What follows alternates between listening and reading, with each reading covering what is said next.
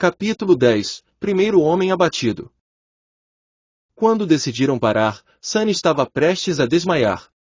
Depois de horas e horas atravessando a encosta montanhosa acidentada, seu corpo estava quase no limite.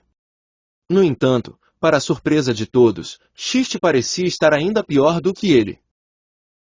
Os olhos do escravo malandro estavam turvos e sem foco, vagueando sem rumo. Sua respiração era ofegante e superficial, como se algo estivesse pressionando seus pulmões. Ele parecia febril e doente. Assim que Hiro encontrou um lugar adequado para acampar, Shift simplesmente caiu no chão. A parte mais desconcertante de tudo isso era a falta de maldições irritadas às quais eles já estavam acostumados. O escravo jazia silencioso e imóvel, com apenas os movimentos do peito traindo que ele ainda estava vivo.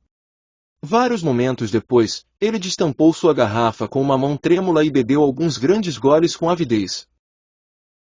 Conservem sua água, disse Hiro, um pouco de preocupação de alguma forma encontrando seu caminho em sua voz normalmente estoica. Ignorando essas palavras, Shift bebeu mais, esvaziando completamente a garrafa. Scholar não parecia estar muito melhor do que ele. A escalada árdua teve um peso muito grande no escravo mais velho. Apesar do frio insuportável, ele estava suado, com olhos vermelhos e uma expressão sombria no rosto. Sendo o mais fraco dos três, Sunny de alguma forma conseguiu suportar melhor. Não podemos simplesmente derreter a neve quando não houver mais água? Hiro deu a Scholar um olhar complicado. Pode haver um momento em que não poderemos fazer uma fogueira, para não atrair atenção indesejada. Ninguém comentou, sabendo perfeitamente bem a que atenção eles tinham que evitar. A memória do horror do rei da montanha ainda estava fresca em suas mentes. Felizmente, hoje Hiro havia encontrado uma alcova natural na parede da montanha, equilibrada precariamente atrás de uma estreita saliência. O fogo estava bem escondido pelas rochas, permitindo que eles desfrutassem do seu calor sem o medo de serem percebidos. Ninguém estava com disposição para conversar, então eles apenas assavam fatias de carne de boi sobre as chamas e comiam em silêncio. Quando o céu ficou completamente escuro, Shift e Scholar já estavam dormindo, perdidos no tumulto dos seus próprios pesadelos. Hiro tirou sua espada e foi para a beira da saliência rochosa. Tente descansar também. Eu vou ficar de vigia. Sunny acenou com a cabeça e deitou-se perto do fogo, exausto. Cair no sono dentro de um sonho era uma nova experiência para ele, mas, inesperadamente, acabou sendo bastante mundana. Assim que sua cabeça tocou o chão, sua consciência deslizou para a escuridão. Depois do que parecia apenas um segundo, alguém o acordou gentilmente. Sonolento e desorientado, Sunny piscou algumas vezes, finalmente notando Hiro pairando acima dele. Esses dois não pareciam muito bem, então é melhor dar-lhes algum tempo para se recuperar. Não deixe as chamas se apagarem e nos acorde quando o sol começar a nascer. Ou se a besta aparecer.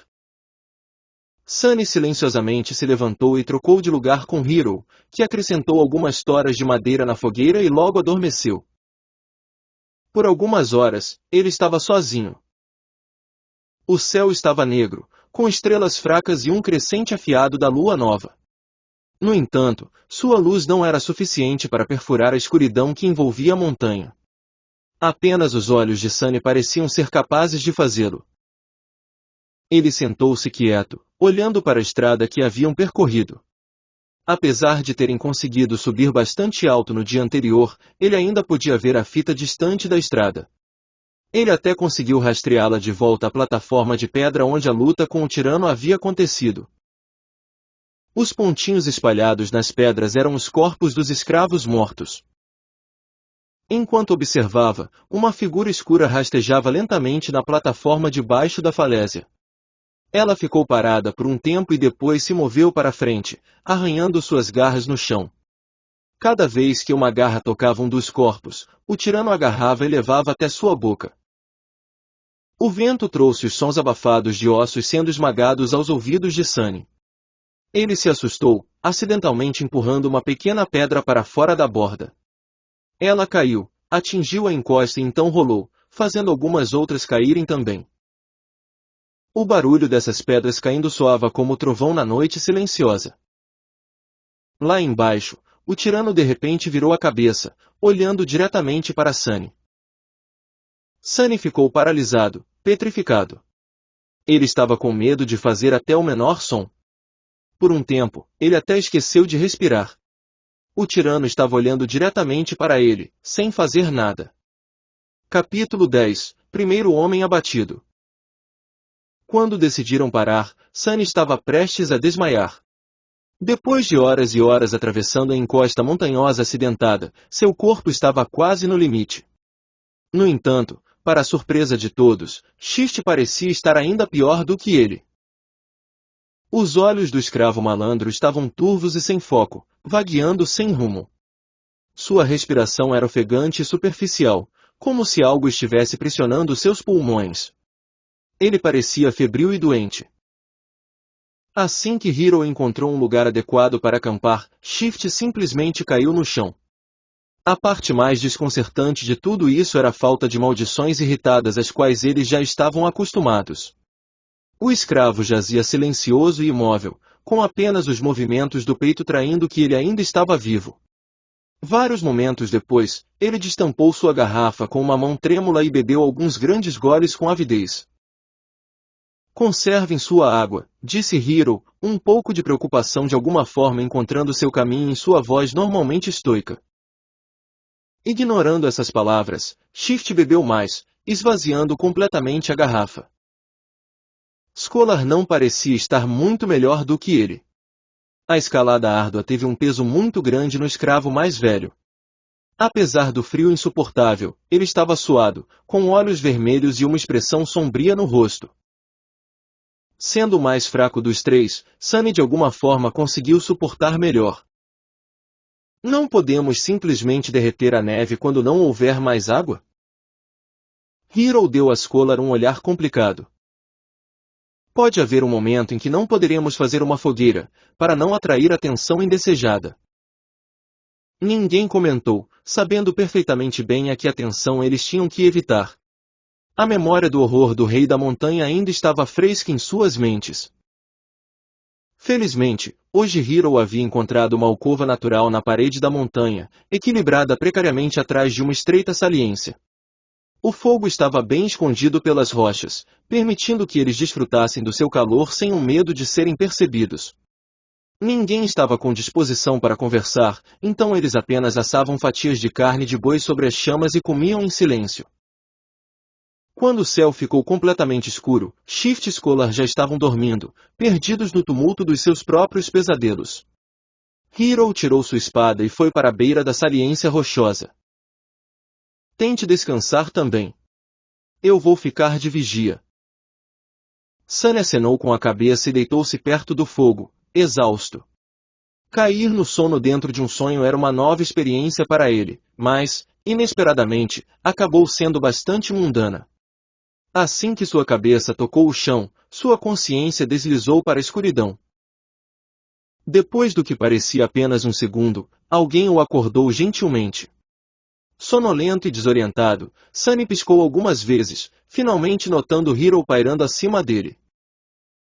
Esses dois não pareciam muito bem, então é melhor dar-lhes algum tempo para se recuperar.